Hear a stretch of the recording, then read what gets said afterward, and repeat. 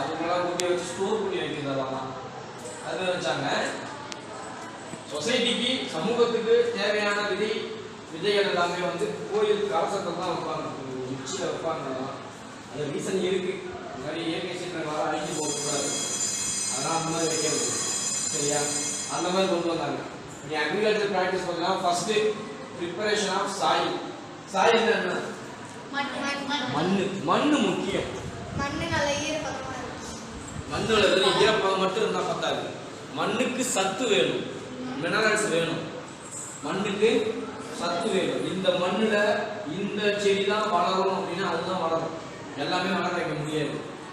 பொண்ணு போட்டால் பொண்ணு முளையும் சொல்லுவாங்க.